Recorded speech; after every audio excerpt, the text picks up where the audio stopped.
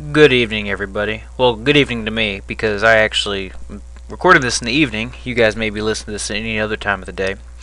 But good day, evening, morning to all of you. There are a couple of things that happened this week that really caught my attention that really helps me to realize why I do this. One of the things was we had a meeting at our building at work today, or not today, actually this week, and one of the questions to an HR representative was, why don't you spend more time in our building? There's several buildings in our plant, and so we can access you also and have the help from you that we need. And his answer was, because the company doesn't have the money to afford it because we're trying to get a new contract. Now, I'm not sure how much he is needed on the building from everybody, but that just seemed like a very poor answer. It seemed like the company is more worried about the bottom line than taking care of their employees, which, if you do take care of your employees, you should improve the bottom line. It's just one of those things that companies is trying to push everybody to stop needing help, and people act like machines, and I don't think any of us want to be like that. The next part that really caught my attention is something that I have experienced several times. If any of you have ever talked to me, or if any of you have read my About Me page, if you haven't, I would say go ahead and go to the Meet Me page and you get to know a little bit about who I am. But I came from an assembly line position, something that many of you have done before, you can relate to. But the thing that happened this week was that, or actually happened today, folks were expecting to have the weekend off, and they found there was a miscalculation of how much of the product was produced. And everybody was told that they have to work on the weekend, very last minute. A similar thing happened over the holiday. The expectation from everybody was that they were going to have the holiday off. And then it was changed around Thanksgiving time, and then the expectation was that they're going to work half the holiday. Then, about a week before the holiday, the expectation was set that they would work all weekend, or all week. And that really is frustrating, even from somebody like me on the outside that have to deal with it directly, is, you set an expectation, and the expectations of the people change. This is the reason why I say, if you are unhappy with your role directly attached to assembly line, production, manufacturing, let's do something to get you out of it. That's what I did. I worked in assembly line for a couple of years, decided it was not for me, and I had to take a step forward. And that's one of the steps that has gotten me where I am currently. Today's session is, who am I? This is a topic that we've kind of touched on slightly in the other lessons, asking the questions of, are telling you need to find a job that you want to work at, find a company that you want to work at, do something that you're good at. Those all things really come back to, who are you? You do not want to try to find a job just to make money. Fill an open position. Now, if you're needing to feed your family, feed yourself, you will need to do that for a short period of time. But as quick as you can, you need to start looking at different ways that you can find work that fits who you are.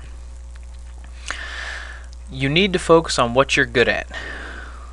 This is something that is going to be really out of the ordinary for anybody who's like me, who's born in a blue-collar family, middle class, who's not really told to find what you're good at. Go find a good job.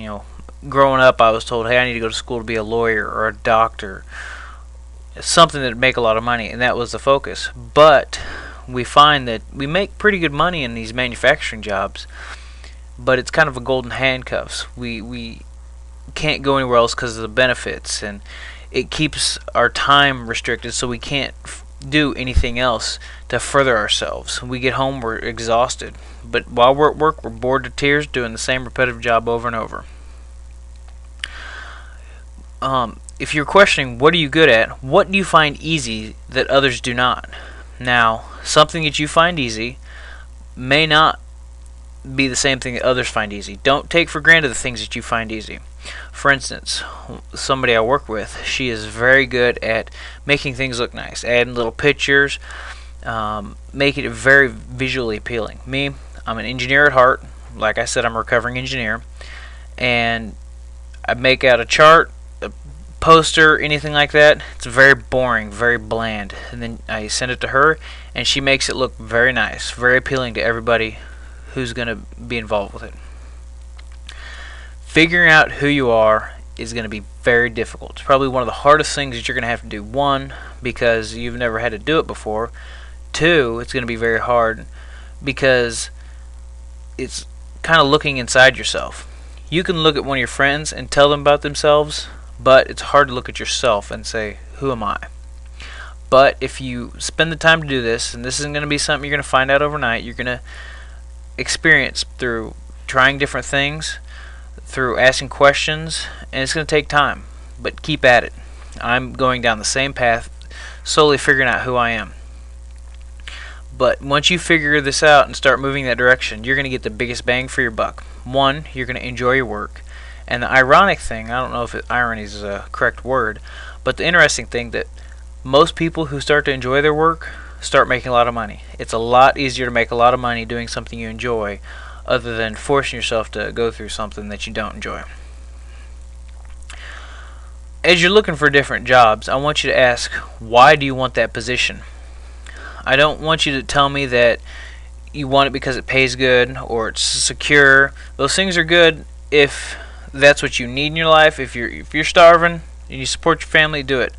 But do not make the excuse of supporting your family when your family is quite well supported and you just don't want to take action. Please do not act like someone you're not. In the interview process, in finding a job, you're never going to be happy if you try to act like someone who you're not. You can get by with it for a little while, but you're not going to do it very long. An example is, say that you wanted to purchase a Subway franchise. Subway is the largest selling franchise in the United States right now. But if you hate standing there talking to customers and making sandwiches all day, you're going to dread it. You're not going to last very long because you hate it. Another thing to consider, working outside of your strengths uses a lot of energy. If you're trying to do something that you hate doing, it's going to exhaust you.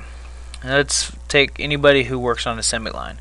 Something you're not very happy about, and you're kind of bored with it, you're not enjoying it, you really want to move away from it.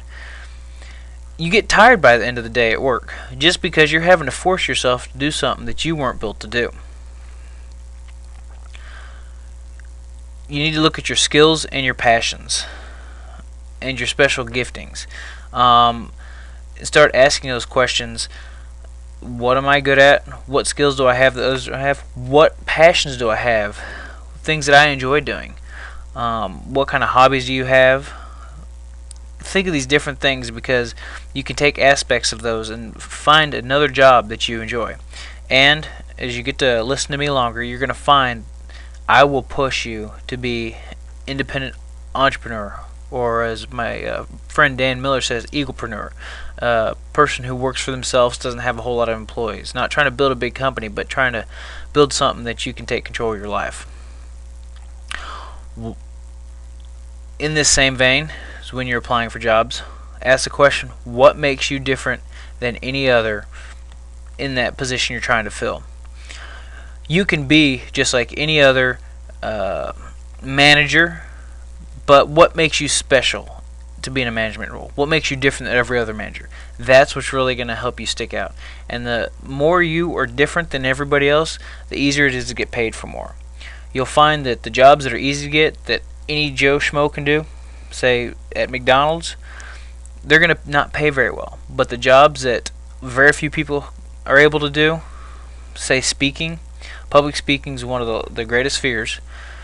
You're going to get paid very highly. There's some public speakers that get paid $3,000 at least for 2 hours worth of speaking. Some of the top end speakers make $30,000, $50,000, $100,000 just for a couple hours of talking in front of a group of people. Not very many people can do it though. One of the things that you can use to figure out who you are is a personality profile. There's several out there. The two that I have used are the DISC and the Myers-Briggs. They do cost money. I was lucky enough to get the Myers-Briggs from my previous company. They offered it. The disc I paid probably $30 to $50. I can't remember how much it was. Quite a while to take it, but it's well worth your time if you're just in the process of figuring out who you are. I'll put these links in the show notes. But if this 48days.com is somewhere I get a lot of resources for jobs. And 48 Days Personality Profiles. It has several different profiles on here, but this is where I do the disc profile. And it helped me to really align things that I'm good at and what I enjoy doing. The next one is the Myers-Briggs. This is done by my friend Brent Green at Pursuing Meaningful Work. I'll also put this link in there. Myers-Briggs takes a little bit different mentality on doing personality profile, but it is well worth reviewing. If I were you, I would check this or the disc or both. Now, if you're just wanting to get started, don't want to spend any money on this, something I put together to really help me flesh out my thoughts. On my Josh's Homemade Worksheets page, at the very top, the Who Am I worksheet. I just put a series of questions in here that you can start really answering to get an idea of who you are. You're going to find things that you're good at, things that you're not so good at, and really start getting an idea of the skill sets that you have. If you fill this out and you want to talk about it, please contact me at askjosh@joshbullock.com. You can see it over here on the right hand side under the contact me, or you can leave comments in the bottom of the posting that I put up. Moving on, why do you work? I think this is really in the same vein of who are you. Please do not say to pay the bills. That's a bunch of bull. Now, if you're starving, yes, it is to pay the bills. But what I find is a lot of people say they pay the bills, but pay the bills equals buy the large vehicle that we don't need, tons of crap around the house we don't need. Nothing that's really going to make us happy. Now, I am going to be kind of hard-nosed about this because I see a lot of people who whine, bitch, and moan that they can't take any steps forward because they've got all these bills to pay, but these are the bills that they signed up for. And there's different ways that you can do things that you don't need to restrict yourself to this burden of finances that you aren't required to have. But why do you work? You have to consider, is it for personal enjoyment? Do you like working with your hands? Do you like talking with the people at work? Do you get a sense of fulfillment doing the thing that you do? Why is it you work? The reason why I work is because I enjoy working with people, and it gives me the opportunity to do that. I learn new skills. It helps me on the path to figure out who I am. Every job I take is a little closer. It's like peeling an onion. The outer layer is the job that, or the skills and things that I didn't like to do, so I shed that outer layer, and then I try something new, and then I shed that layer, which consists of some of the other things I decided I don't like to do. But you need to think about why do you work. And go back to that personality profile I showed you. Finally, you have to stand out. What makes you different? Typically, I'll reference the things I do outside of work, like coaching. I'm a personal improvement junkie. I talk to you guys. I put on classes during my lunch to help you folks out. Anything like that that makes you different. And that's really all I've got for this evening. I'll put the links in the show notes to these different websites and my worksheet. But please, if you have any questions, send them in. If you know anybody who needs help, tell them to contact me, or at least point them to the video. I want to really spread this to as many people as I possibly can. Thank you very much.